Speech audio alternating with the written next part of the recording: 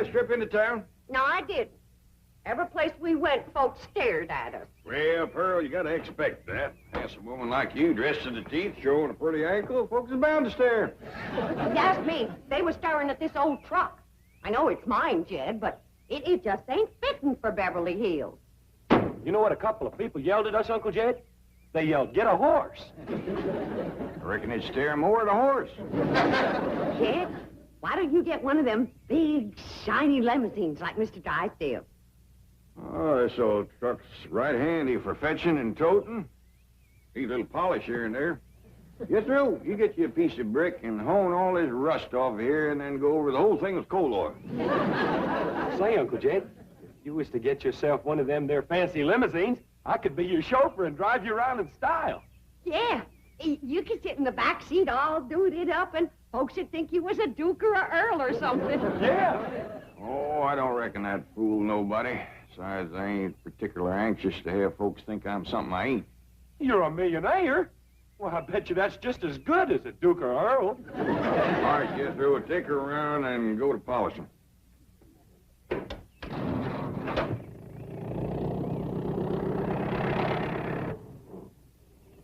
You know, Jed, Mr. Drysdale could help you get into high society. And you could join one of those fancy clubs and go to stylish parties and get my picture in the paper. I mean, get your picture in the paper. Well, I don't hanker for high society, Pearl, but if you do, I'll speak to Mr. Drysdale. You tell me that when it comes to society, his wife is one of the first hogs to the trough. It ain't for me, Jed, but it sure would be nice for Ellie Mae. Why, she could be a debutante and have a coming-up party and... What's that? Yeah, it's a party where unmarried society girls meet unmarried society fellas. Why, Ellie Mae and me could get Ellie Mae could get a husband in no time. Jed, you got my butter churn patched up. Well, I ain't got to quite finish yet, Granny. Jed, you have to do your chores out here in front where everyone can see you. Well, no, Pearl, but the light's better here, and these iron chairs here make good workbenches. But what'll the neighbors think with all this stuff out here? Pearl's right, Jed. It does look like we're showing off. Showing off? Oh, I bet there's not another family in Beverly Hills has a butter churn like that. Paul, you got Jay's spin wheel fixed? She's gonna show me how to make Lindsay woolsey thread. Oh, how am I ever gonna get this family in high society? What's that, Aunt Pearl? Well, society is where a bunch of high-class folks do a bunch of high-class things. Like what? Well, like drinking tea and playing bridge and having parties and getting dressed up and going to the Opry and getting wrote up in the paper. I give up. You can't make silk purses out of sow's ears. And while I am sure that the bank examiners will find our fiscal situation to be sound, I am extremely anxious... Oh, Melvin! Miss Hathaway, do you know who's coming? Yes, the bank examiner. I'm sure they'll find your bank ever so tidy. Now, to important matters. I have just received this telegram from Priscilla Ralph Alden Smith Standish. She has consented to become our host guest. Oh, surely you're jesting. No. Well, Priscilla Rolfe Alden Smith Standish is going to be staying at our house? Yes, indeed, Melvin. Well, who in blue blazes is she? Did you hear that? Melvin, how can you be so uninformed and run a bank? Well, I have you helping me, dear. Thank goodness. Mrs. Smith Standish is only the president of the Women's Federation for the Preservation and Perpetuation of the FFT of A. First family traditions of America. Well, bully for the FFT of A. But I'm expecting the SBE of C. State Bank Examiners of California. Thank you. Oh, wait, Melbourne. Do I have your permission to put everything in readiness for the arrival of Mrs. Smith Standish? Oh, you have indeed. Good. I'll have the Clampetts moved out immediately. Fine. What? Margaret, come back here. Now, what were you saying about the Clampetts? I intend to rid our neighborhood of those uncouth, unsightly hillbillies before the arrival of our prestigious house guest. You do? And the president of the FFT of A will be staying at the YWCA with you. Well, we're good now, Granny. What room do you want me to put it in? Well, I reckon in the kitchen, Jed. And whilst I'm showing Ellie how to work it, I can watch my victuals cooking. All right, I got to do a little more fixing on the bobbin. I'll have that out in a minute. It's hard to learn, Granny? Well, it's a mite tricky at first. But once you catch on to mixing the wool and the flax together, it comes easy. Don't you go to weaving and spinning in here. I just scrubbed and polished this floor, and I don't want no linsey-woolsey dust from that crazy old contraption messing it up. What do you mean, crazy old contraption? I mean that old thing. Now get it out of here. Well, should I put in the kitchen, Granny? You put that smack dab right in the middle of this room. Don't you dare. This floor is clean enough to eat off of. Good. Ellie, fetch my pot of jowls off of the stove. You splatter one drop of jowl juice on this floor, and I'll wrap this spinning wheel around your neck.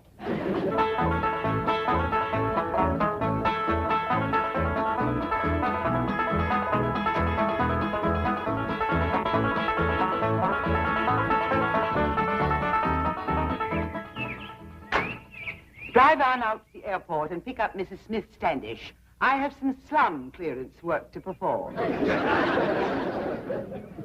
howdy there, Miss Drysdale. Sure is a nice surprise to have you come and visit. Pearl and me was just talking about you this morning.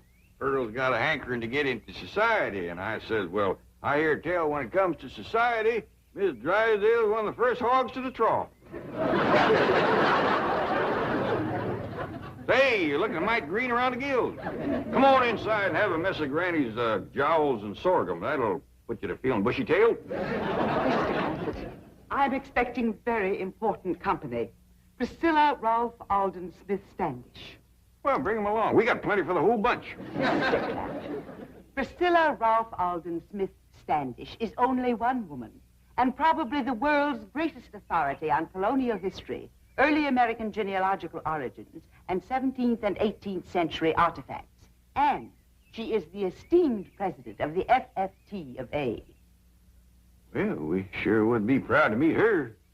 I shall call upon every resource to avert such a social catastrophe. Oh, thank you very kindly. May I send a truck to pick up this debris?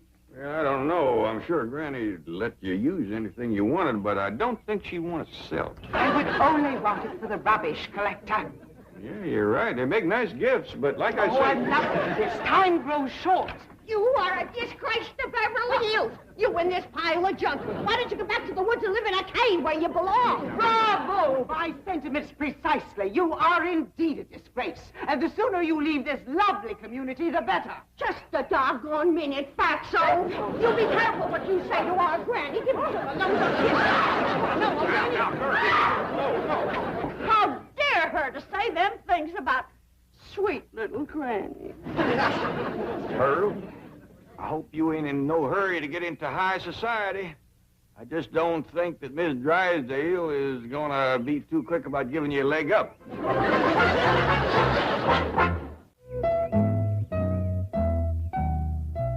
say Mrs. Drysdale is here? Yes, ma'am. If it's all right, I'll take the bags on over to the house. Of course. Thank you.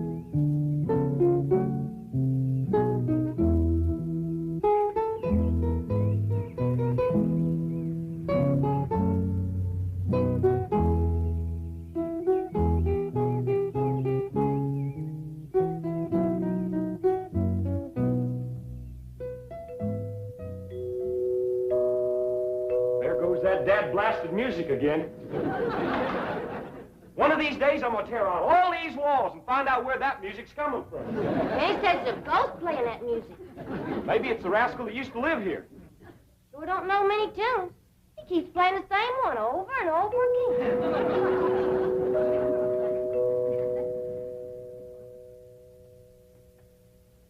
Jethro, why don't you ask your teacher over to Pot School about that music? I'll do it, Uncle Jed. But one thing I know for sure.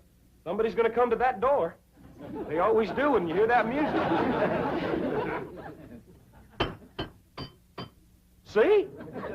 Sure had it pegged right. By the way, your ma wants you in the kitchen.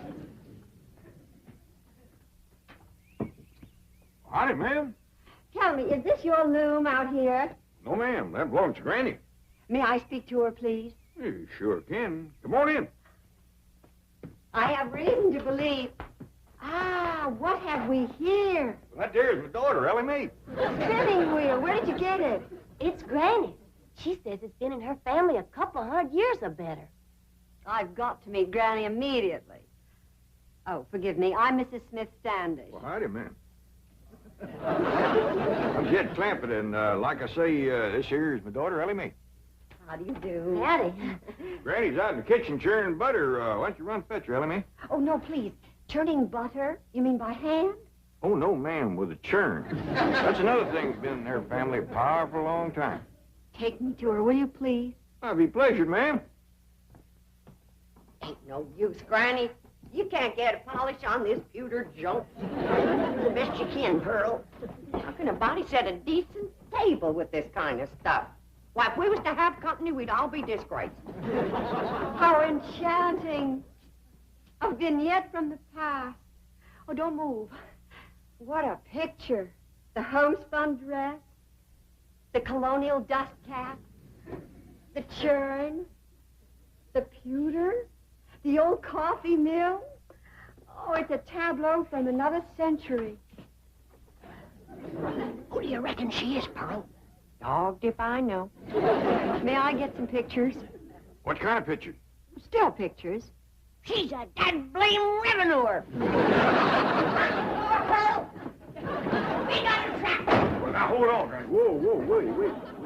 Hey, you let her take your gun. Now we'll have to rush her bare-handed. I don't figure this lady is no revenuer.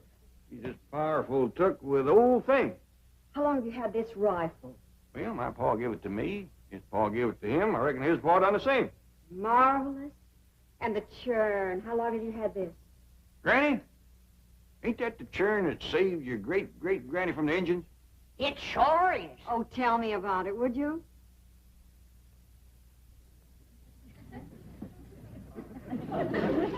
Well, my great-great-granny was a toting this churn from the cow barn to the cabin.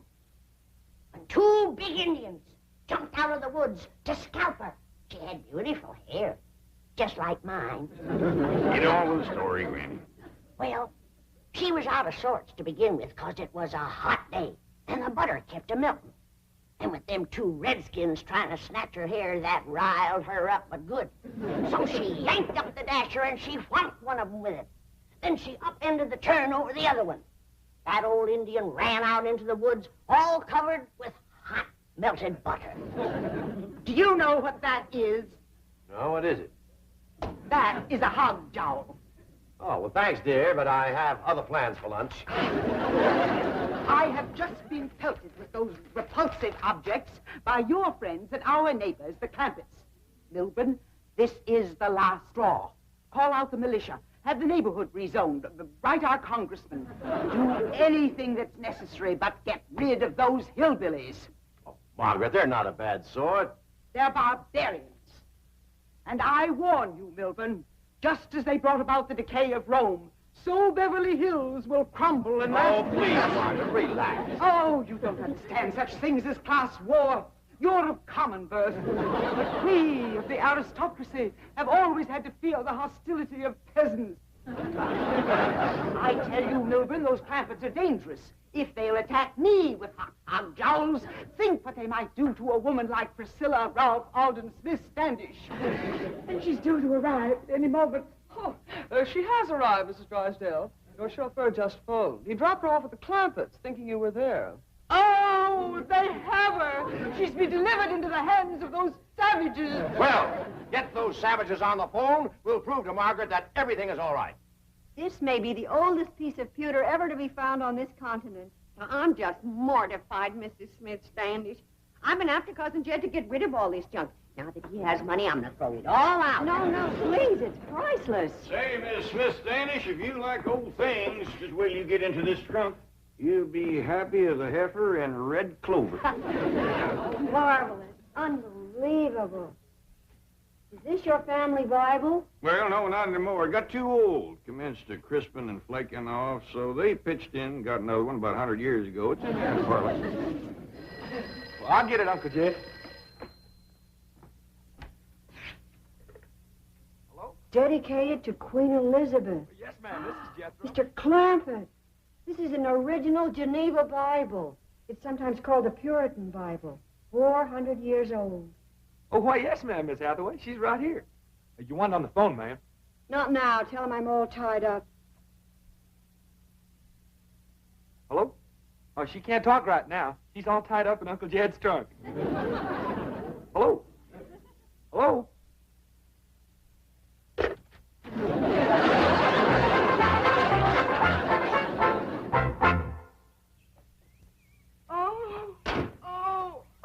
I thought the fresh air would revive her.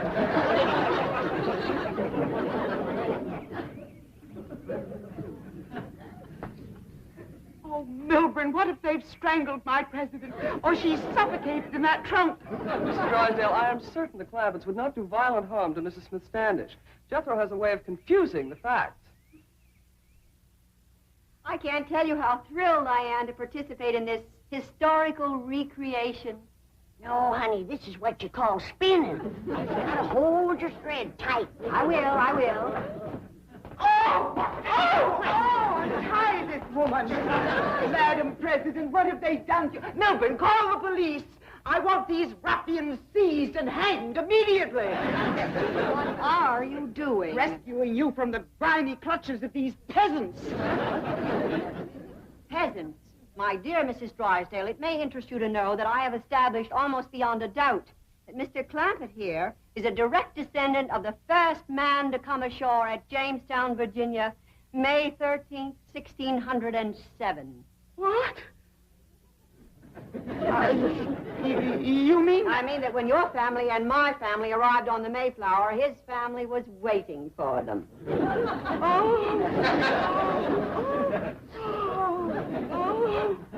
Mrs. Miss Standish, surely there must be some ghastly mistake. Perhaps you're in a state of shock from the way these people have mistreated you. I've never been more hospitably treated in my life. I've dined on hog jowls, sorghum, homemade bread, fresh churned butter, served on pottery that might have been unearthed at Williamsburg. And I've eaten this delicious food with ancient pewter implements that would grace any museum. That reminds me, I better go wash them dishes.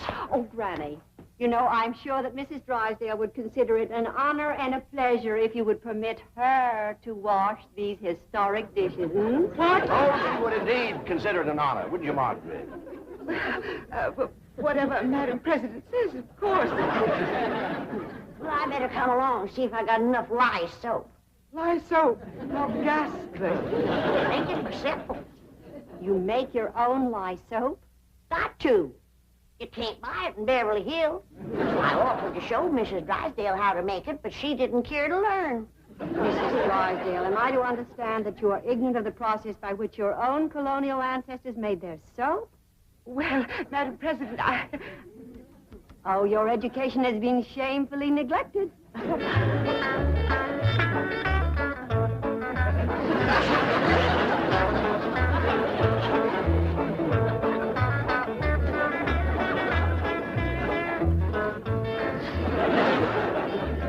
It's about time to add some more lye and some possum renderings, Miss Drysdale.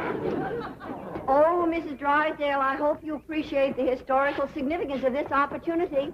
You are reenacting the making of soap just as it was done more than 300 years ago. Oh, yes, indeed, Madam President. I'm thrilled. She's so happy, she's crying. I wouldn't have missed this for $1 million. Tax exempt. Oh, Chief, the bank examiners are waiting. Yes, I know. Oh, Mrs. Smith Standish, don't forget you promised to let my wife wash dishes, too.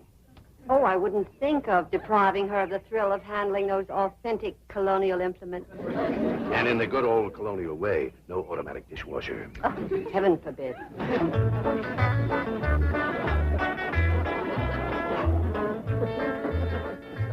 How you doing, Miss Drysdale? I can scare you up a few more things to wash if it pleasures you. Oh, no, please. Look what this lye soap has done to my head. Yeah. It is nice and pink and rosy, ain't they? Whoa. I don't blame you for cheering. I thought you left. I couldn't tear myself away from the picture of my wife washing dishes. She's taken to it like a cold hog to warm mud. In my life when I'm lost in the dark, you're my stars in the sky like a ship in the night. Without you, I'm adrift. You're my gift, swift lift when I need that shift. Yeah, I need you on repeat, no fade out. You're my melody, no break, no way out. In the chorus of my life, you play loud. In my heart, in my soul, you stay proud. Oh, wow. Oh, wow.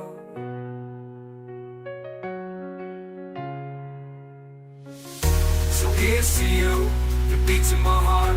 Together, never apart from me and to the start. You're my muse.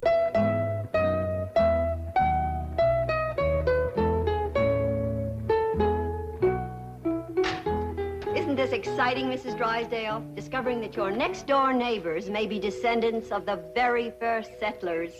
Well, if it's true, but I just can't believe it. The Clampetts are so uncouth, so unrefined. I prefer unspoiled. Yes, Madam President.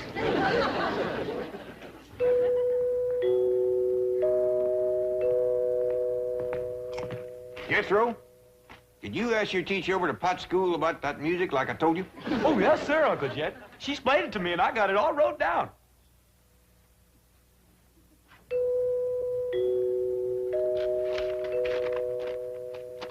First of all, that there music is what you call chimes. Them's holler tubes that makes ringing sounds when struck by a plunger or a striker. Say, Oh, yes, sir. Now then, there's a reason why them chimes only ring when somebody comes to the door. like as if there was a lookout up on the roof of watching. That's right. You see, there is a little button, and pushing that button makes that plunger hit them chimes. Doggy. So whilst you go ahead and go to the door, I'm going up on the roof and catch that rascal that's pushing that button.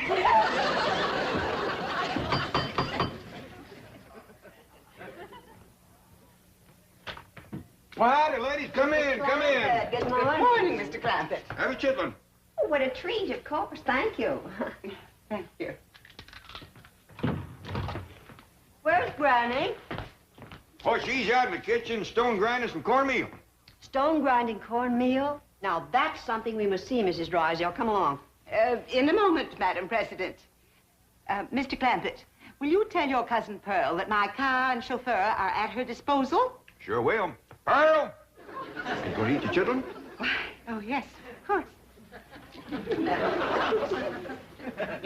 By the way, Mr. Clampett, just what is a chitlin? Oh, these ain't ordinary chitlins. These is Granny specials. They is possum innards deep fried in boiling hog fat. Jack? Pearl, how come you to be using Miss Drysdale's car? Well, kid, now that we's high society, I can't be seen riding around in that old truck. When is we high society?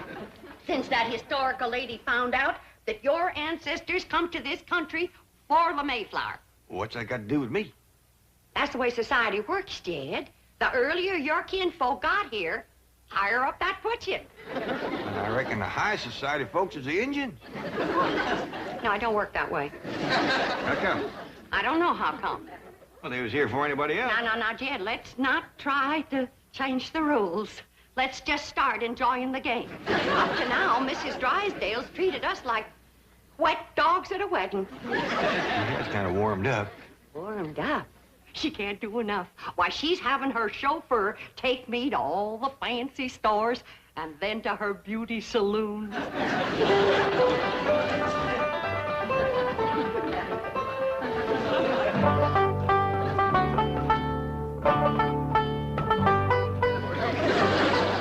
I'm certain there must be an easier way to grind corn. Oh, there is.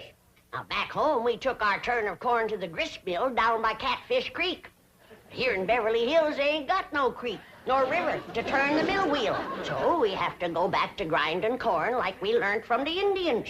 But surely any supermarket would... Mrs. Drysdale, this is a priceless experience. A direct contact with the past. You can read about these things. But to actually participate in activities familiar to our ancestors it's to hold history in our hands. I don't think I could hold anything in mine. Smarter might, do they? I'm afraid they do. Isn't it shameful how soft we've gotten? Well, you come on over here, Miss Drysdale. There ain't nothing like hot soapy water good for sore hands. Oh, thank you. And this here soap will take the sting out of the pain. You're very kind. And while you got your hands in the hot soapy water, why, you might as well do a few of these dishes. Dishes? Well, you seem to set quite a store on handling all of these old historical pewter pots and pans. Oh, I do. I do. But I have to meet my husband at his bank immediately. In fact, I'm late now. But don't you worry, Miss Drysdale. I'll save up a bunch of thrills for you, like churning and lye making and corn husking and chicken plucking and goat milking.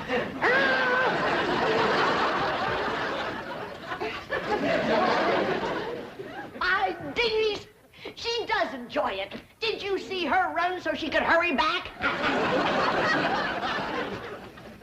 Now, whose idea was the two baby goats? Ellie Mae's. If I didn't know. I declare, girl, you are the limit when it comes to dragging home critters. All I sent you for was a couple of chickens and a milking goat for Granny. I know, Pa, but these little rascals cried something awful when we commenced to taking their ma away from them. Oh, dear, I forgot that Pearl has my car. Oh, Miss Drysdale, is someplace you gotta go? Yes, to the bank to see Milburn. I'll call a cab. Oh, no, that'd be downright unneighborly of us to let you do that. Would Jethro and Ellie Mae can drive you down there? Sure will. In this truck? Yeah, one good turn deserves another. After all, you let Pearl take your car. Oh, yeah, you can have the back seat all to yourself, Miss I'm in Drysdale. terrible hurry. I better call a Ain't nobody can get you there faster than we can, Miss Drysdale. Don't worry, Miss Drysdale. This hickory bench is tied on good and tight. Yeah, but Here, Mrs. Drysdale, you can hold that little fella so he won't bother me when I drive. Now, remember, she's in a hurry, but drive careful, Jethro. Well, I think I better not go with you.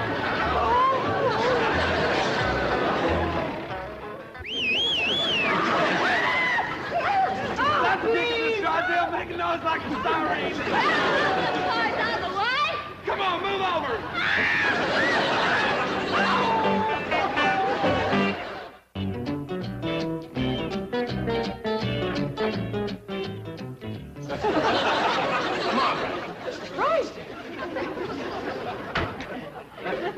Did you come through the bank in this condition? Shame on you. How could you explain this? The Clampetts. I don't want to hear any more complaints about the Clampetts. Oh, they may be a bit unrefined, but at least they don't run around the streets of Beverly Hills smashed. What happened to your beautiful spring hat? Oh, boy, crying jag. Get some coffee, I'll get her walking. Molly, I can't understand. I can't understand this. I have never seen you take a drink before the cocktail hour. let go of me. Marty, please lie down. I will not. Now, you're not going to be one of those kind of drunks, are you? I am not intoxicated. I'm mortified. The word is ossified. Will you listen to me? The Clampetts are to blame for this. Oh, of course. And I suppose Granny gave you some of her corn? A huge bowl like this? Here we are, Mrs. Drysdale. Have a sip of this. Thank you, I shall. Oh, that does help. Tell me, confidentially, what did happen to your hat? It was eaten by a goat. Have some more coffee, Margaret. Mrs. Drysdale, you really must get a grip on yourself. Now, if Mrs. Smith Standish verifies that the Clampetts are indeed first family material, then you too will be in the spotlight. I'll be in the hospital. Oh, So help me, if those uncouth hillbillies become my social peers, life will cease to be worth living. Oh, Miss Hathaway, take me home. Margaret. What happened to your car? Did it get smashed, too? Cousin Pearl has it. Oh!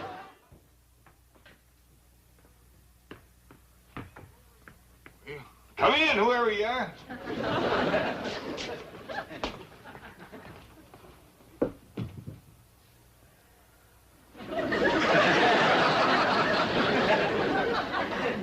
Bonjour, Jade.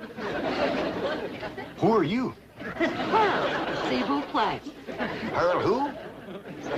Your cousin. Oh. What did they do at you at that beauty saloon? That salon, s'il vous plaît. And they made me glamorous. That ruined your hair. You took out all the color and the curl, too. This ain't my hair. This is what you call a flatter wig. All them high society women is wearing them now. How come? Ain't they got no hair of their own? Of course they have. But variety is the spice of life. S'il vous plaît. What's that s'il vous plaît? I thought you'd never ask. That there's French. What does it mean? I don't know. But all them society women in the beauty salon kept saying it to the fellas that was fixing their hair. I tell you, Jed, we gotta learn us some French if we're gonna be in high society. Oh, Mr. Chauffeur, you may go, s'il vous plaît. Very good, madam. Good day, sir. Yes, sir. Sure is, if it don't rain. Jed, that's the way to live. A big limousine and a livered chauffeur. And then folks just know you's high society. All you gotta do is say a few of them French words, and they go to bowing and scraping all over the place. What's all this stuff? Them surprises for everybody. High society surprises. You ain't getting me in one of them wigs. Uncle Jed, Granny wants... Bonjour, monsieur. Who's she? I'm your ma. S'il vous plaît, that's Paul. Ma? Where'd you learn how to speak Italian? Hey, Granny, Ellie Mae, come look at Ma. She fell head first in a flour barrel. We got our work cut out for us, making high society out of that one. You can see who play that again. Hey, Pearl! Killing me, high society ladies don't go around carrying goats. Well, Miss Drysdale held one on her lap all the way to the bank. Didn't she, Jethro? Oh, yeah. What's all the commotion in here? Looky yonder at glamorous Cousin Pearl.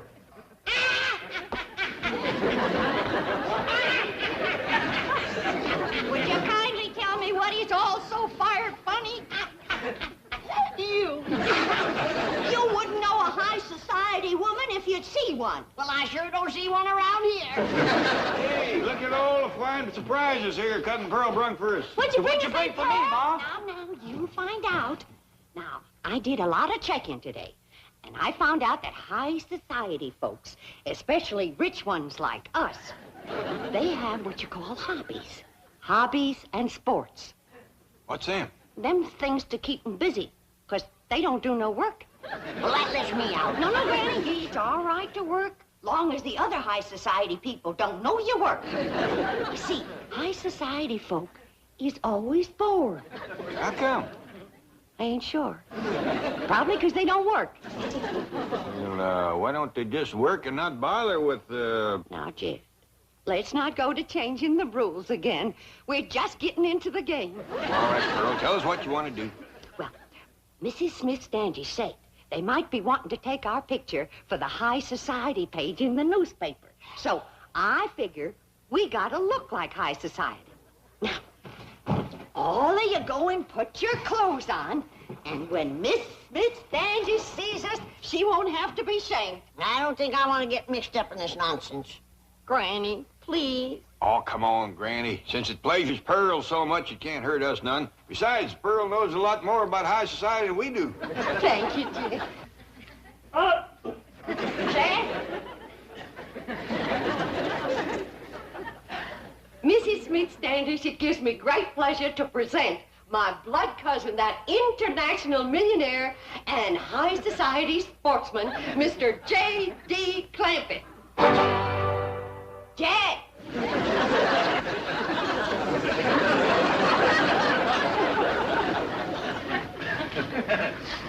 Do something, Jed. A polo for us. I don't know how you pole. I feel like a named fool. Look at this thing. I don't know whether you snare them or knock them off trees. Well, you go sit over there, Jed. We'll be drinking tea and playing bridge directly. Granny, you're next. And now it gives me great pleasure to present that famous high society dowager and international sportswoman, Granny, whose favorite hobby is big game hunting in darkest Africa.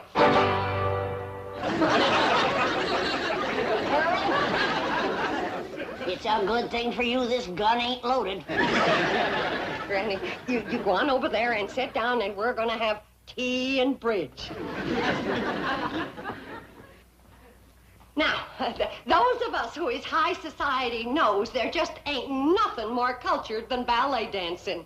And so it gives me great pleasure to present them wealthy, bored, international young'uns whose favorite hobby is ballet dancing, Ellie Mae and Jethro. How beautiful. That's only half. Come on out, Jethro. I ain't gonna do it. Jethro, come on out. I don't want to, Ma. You look fine. You're just dripping culture.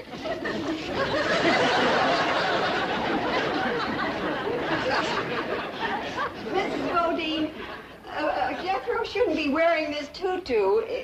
See, Ma? I told you. Well, I know it ain't big enough, but it's fine for the pictures. No, wait a minute. Wait, come back. We ain't got tea and bridge yet.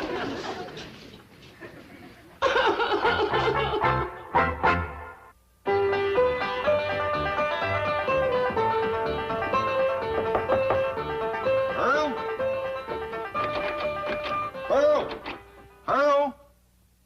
Go away. Oh, Pearl, come on out. Don't sit in there and sulk. Miss Smith Standish wants us to show her how to do the Virginia reel. You show it to her. I ain't in no mood for dancing. Oh, we can't dance it without you. Come on, everybody's getting all dressed up. I had you all dressed up and you run out on me. Pearl, we just ain't ready for society that high. Now, Miss Smith Standish wants us all to get dressed for reeling. Come on out. You can wear your store-bought hair. I can't neither. She's gone. Did that old goat get it? Crazy enough to eat anything.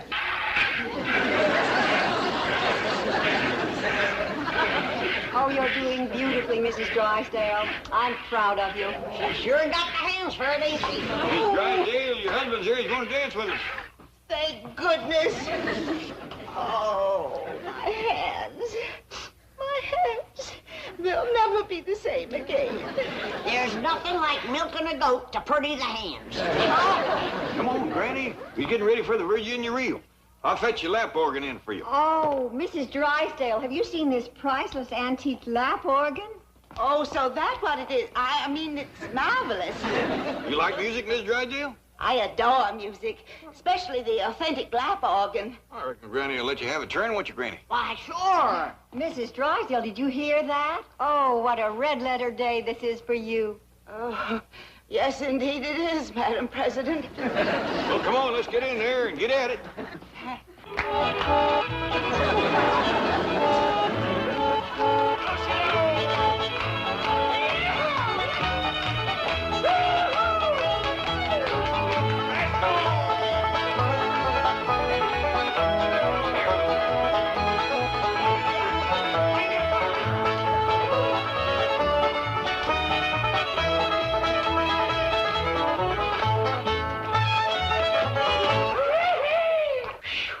Somebody's gonna have to spell Miss Drysdale. She's all pumped out. Excuse me, Mrs. Smith Standish. I wanted on the telephone. It's long distance from Virginia. Oh, that's headquarters. Mr. Clampett, if our genealogical records confirm those entries in your family Bible, you will make headlines from coast to coast. Your pictures will be in every newspaper. As direct descendants of the first family to settle Jamestown, you'll be celebrities, all of you. You'll be on radio, television, flown to New York for a ticker-tape parade, then on to Washington to meet the president, address a joint session of Congress. Statues will be erected of you. Excuse me, the telephone. Let her roll, Miss Hathaway. Oh, she's right. I've got to come down to earth long enough to get confirmation. Excuse me. Mrs. Smith Standish speaking. Yes? Yes. Oh, well, that was the entry in the old Bible I couldn't quite make out. Oh, well, Mr. Clampett is right here. I'm sure he'll be able to give us confirmation immediately. Mr. Clampett, if your great-grandfather's name was Ezekiel, you are the Clampett the world is waiting to discover.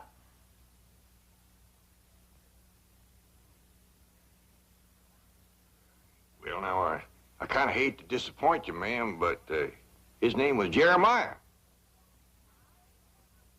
I could have told you that, Madam President. Not for one moment was I fooled. I'm sorry. No, there seems to have been some kind of a mistake. Jed? What's ailing you? You know doggone good and well your great-grandpappy's name was Ezekiel. Yeah, I know, Granny. But what would an old mountain goat like me have to say to the president and Congress? Come on, everybody, let's have another Virginia reel. I'm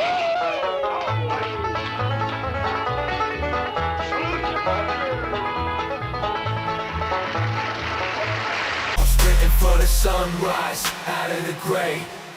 Run, run, gotta get out, gotta find my route. The city's a trap, but that there's no doubt. Run, run till the end, till I shout. I'm free at last, what life's all about. Lungs burning, sweat drips like tears. Each step forward, outstripping my fears. Skyscrapers illuminating till I shout. I'm free at last, what life's all about. Lungs burning, sweat drips like tears. Each step forward, outstripping my fears. Skyscrapers, rolling. Oh, it tastes mighty bitter. It is good for man and critter, 'cause it gets your blood to running free again. Granny's brew, it's good for you. If you're off your feet, you ought to have some too. Even Pa leaves his fiddles, he just sits out front and whittles. Cousin Jethro, he's a-sleeping in the shade. Instead of doing her spring cleaning, on her mop Aunt Pearl's a-leaning. Granny better get that batch of tonic made. There's the gong, won't be long till the family's back to feeling good and strong. Line up, everybody. First come, first served. 1, 2, 3, and 4. All right, Pearl, go ahead.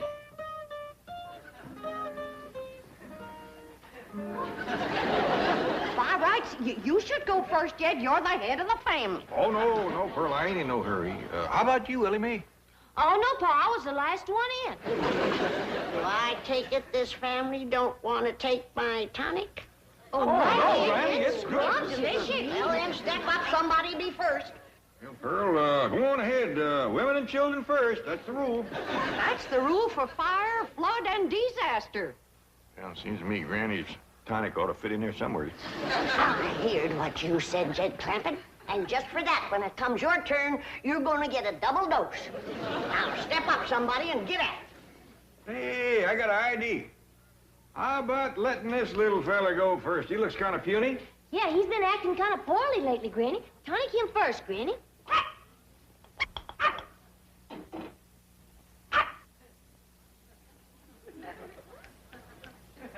Sure seems to like it. Yeah. You want some more? No, I reckon that's enough for a little critter like him.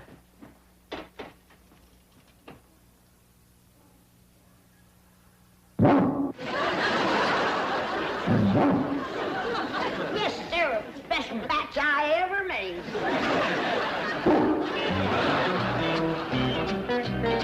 Miss Hathaway, these papers are ready for Jed Clampett's signature. Oh, incidentally, he did a fine job bringing his file up to date. Thank you, Chief. I'll be right in.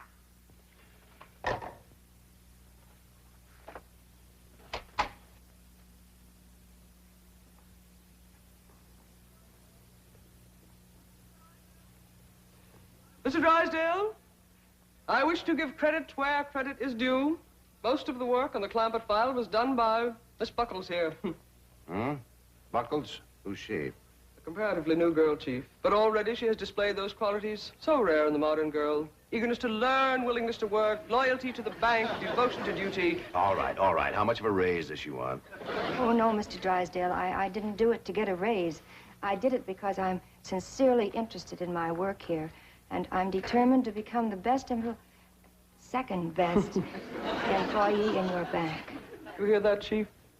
Rad devotion to duty. And Miss Buckles worked on the Clampett file in her own time. Very praiseworthy. All right, what's Mr. Clampett's present balance? $34,783,127.34.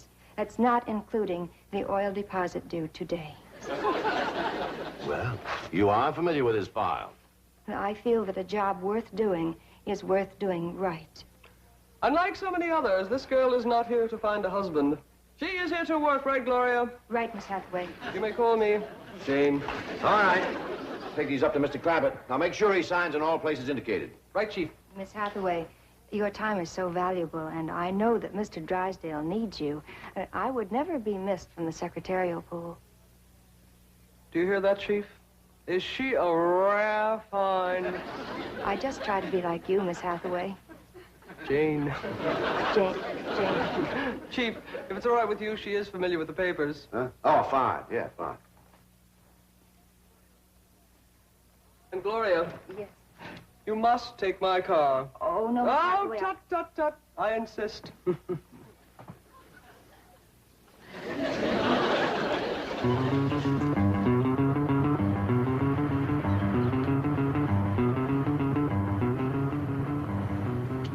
$34,783,127.34. $34,783,127.34.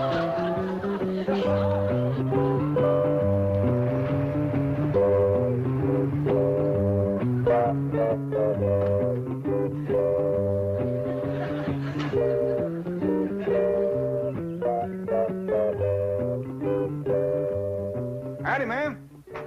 Well, how do you do? I'm Gloria Buckles from the Commerce Bank. Oh, it's mighty nice to meet you. I'm Jed Clampett. You? Yes, ma'am. But I was looking for a much older man. Ain't no older men around here. Might could scare you up one in the neighborhood. Seems to me I seen an elderly fella down the road a piece. No, I simply meant I couldn't believe that you were so young. Well, maybe it's because I ain't. You look so young. You do look young. Is that a fact? He's holding his tonic, but that ain't all. Tell you, Granny, I've seen it with my own eyes. That girl is young enough to be his daughter. And you say he gave her a hug? Grabbed at her like a crawdad grabs bait. That old mountain goat. I didn't figure on him running wild. Your tonic. You shouldn't have double-dosed him and him being a widower so long. Jed'll come to his senses. I don't know. There ain't no fool like old fool. Jed ain't old. He's old enough, but he ain't too old, and that's where the danger is. You're making a hill out of a haystack. Granny, I got a good look at this girl, and I'm telling you right now, that ain't hay. Real big city article. Not the kind of girl that Jed's used to meeting back home. Oh, girls is girls, city or country. They all come out of the same catalog. Maybe so. But the city girls make it look like there's more in the package. Granny, Pearl. Oh, there you are. See what you mean, Pearl. She's wrapped tight and tied loose. I want you all to meet Miss Gloria Buckles. This here is Granny and Cousin Pearl. How do you do? I'm very pleased to meet you, ladies. Howdy. Hi. Well, ain't she just about the prettiest thing you ever did see? Yeah. Favors Ellie a lot. Just about her age, too, wouldn't you say, Granny? A mite younger. Who's Ellie? His granddaughter. I mean, my granddaughter. She's Jed's daughter. Oh, are you married, Mr. Clampett? I'm a widower, ma'am. Yeah, poor old Jed. I reckon he's come for another dose of his lumbago medicine, Granny. I reckon. The poor old feller was up all last night with the misery. A moaning and a groaning and a walking the floor. The poor old fella is past the point where liniment does him any good. Slays his 4 feet all bone. Now, girls, that's just about enough of that. You both know I never had a twinge of the miseries in all my life. Knock on wood. Pearl, his mind is wandering again. Baby called Granny. He missed his nap. I want to apologize for them two, ma'am. They both just think they're being funny. Well, I know what you mean. I have some elderly relatives like that myself. It's such a beautiful day. Why don't we go for a drive, Jed? Thank you, ma'am. I'd like that, Gloria.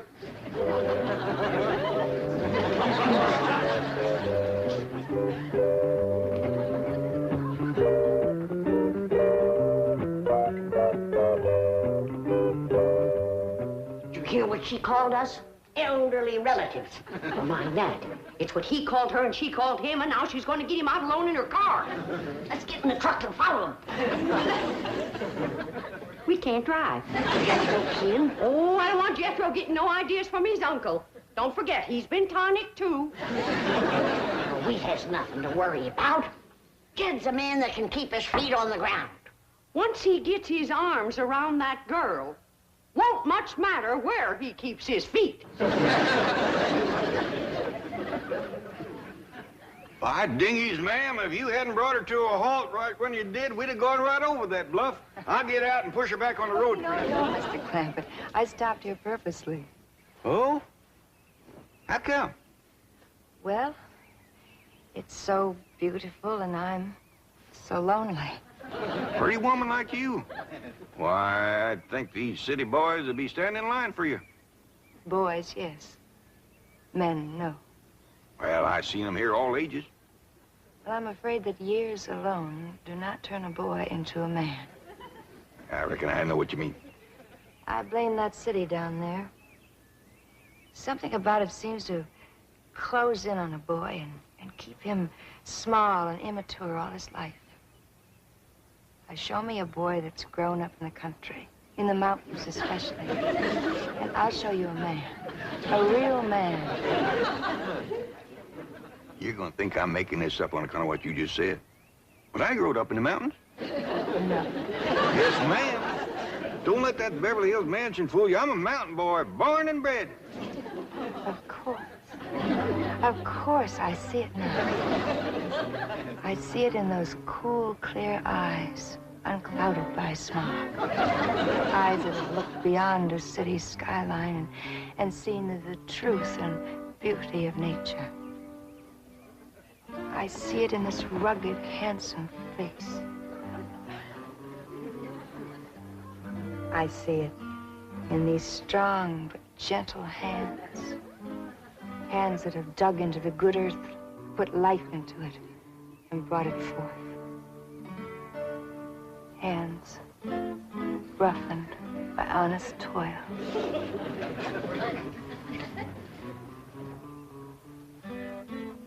Take another look at the face. Oh, Jed. What have you done to me? Nothing, ma'am. Oh, yes, you have. You've sentenced me to a life of loneliness, a life without love, a life unfulfilled. Well, I don't know what you mean, ma'am. Honest, I don't. I'll tell you what I mean. You've set a standard no man could measure up to, a goal I could never achieve. Having met you, I could never care for a city man. Those weak and puny clothes dummies with their narrow suits and their narrow shoulders and their narrow minds. Please, ma'am, I have felt the muscles of a mountaineer ripple beneath my hands. Do you think I could ever be happy with anything less? No. I shall never marry. Better an old maid than a life with a man I could neither love nor respect. Ma'am, don't feel that way. Pretty woman like you, smart and all. Why, it'd be a terrible shame if you was to never to get married and raise a flock of young'uns. No. Please, ma'am. I'd feel terrible if I thought you was wasting your life this way. Please change your mind.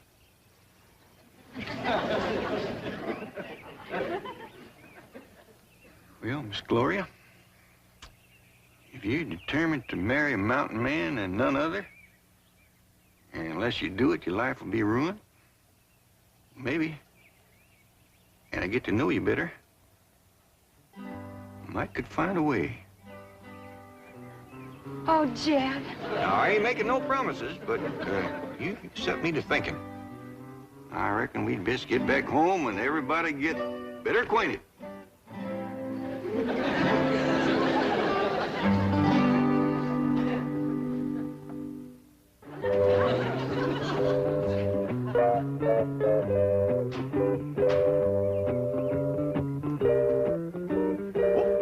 Forgot your pocketbook. Oh, those are some papers Mr. Drysdale wants you to sign. Well, come on, let's get in here and get busy. Got a lot to do with signing and dancing and getting better acquainted.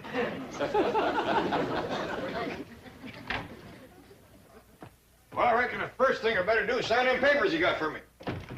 Yes, that's a good idea. Is she wearing a wedding ring? Wait till she gets her gloves off. Don't see one. Good. Then they ain't been to the preacher. What is old Lamb, anyway? Well, now this transfers your money from one account to the other. And this is your last will and testament. They ain't been to the preacher, but they've been to the lawyer.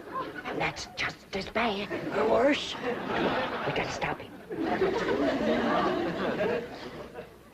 Oh, there you are, Jed. We've been looking all over for you. You give the doctor a terrible fright disappearing like that. Yeah, he was afraid you might have fell in the cistern again. What are you talking about? Why, Jed Clampett, shame on you.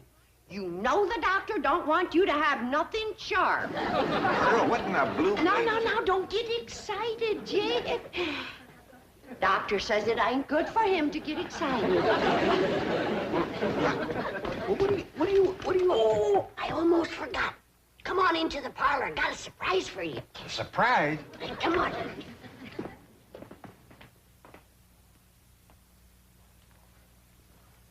All right, what's a surprise? Well, the surprise is what Pearl and me found out about that woman whilst you was gone. What'd you find out? She's a spy. For one of them foreign nations. Which one? Minneapolis, Wisconsin. That's right, Mr. Drysdale. We didn't know who else to call. But we think this here woman's trying to get Jed's money. Well, she says her name is Gloria Buckles, but I don't know What? Oh, well, yes, sir. Yes, sir, we will. Bye. Mr. Drysdale must know that woman. He's a-coming right over. Paul gonna marry up with her? Oh, child, we hope not. We pray not. Why, Granny? Well, I gotta look at her, and boy, she's pretty. Beauty is only skin deep, son. Well, she must have awful deep skin, because every place I could see was... Oh. Now, Mr. Drysdale says we's to keep her here till he comes. I'll watch her, Ma. You watch your car.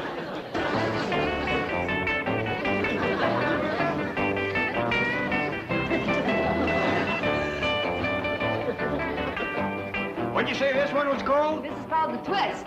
If a feller was to dance this in a fresh plowed field, he'd auger his way right into the ground, wouldn't he?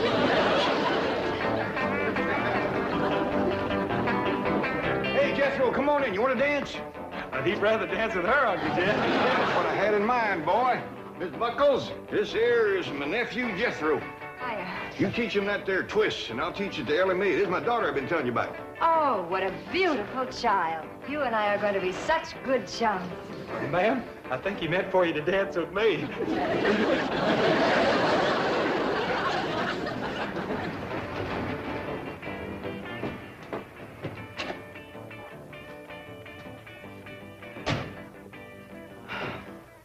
We're in time, Chief. There's my car.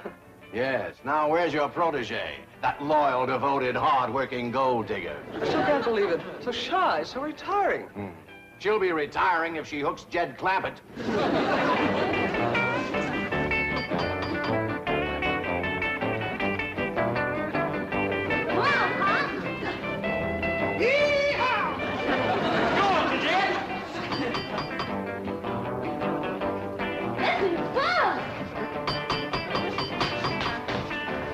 Jethro, I reckon you better answer that door. Okay, Uncle Jed. Howdy. Oh, how do you do, ma'am? I'm sorry to intrude. Howdy, folks. Come on in. Dig yourselves a hole. Gloria Buckles. Huh? Where? There. Oh, my thunder, it is. You imposter. Jezebel! You gold digger. I have a bulletin for you two. You better be nice to me, or else after my wedding, you may lose your largest depositor. Wedding? Mr. Clampett. Have things gotten as far as actually discussing marriage with this woman? Well, yes, Mr. Drysdale, they have. Her and me had a nice long talk about it, and that's the reason I brung her home, so she could meet the family, kind of get acquainted. But... This pretty young city woman says that unless she can marry a mountain man, she just ain't gonna get married at all. I think we all agree that'd be a terrible waste. Should we set the date now, Jed? Well, yeah, near as we can. I'd say everybody willing that it'd be in about 3 or 4 years. 3 or 4 years? Yeah, be that long before Jethro's 21. Jethro! Hot diggity dog, I got me a wife! Bring me back! Paul, ain't you gonna marry up with that city woman? No, LAS, old foxes is trap shy, especially when the bait goes to chasing us.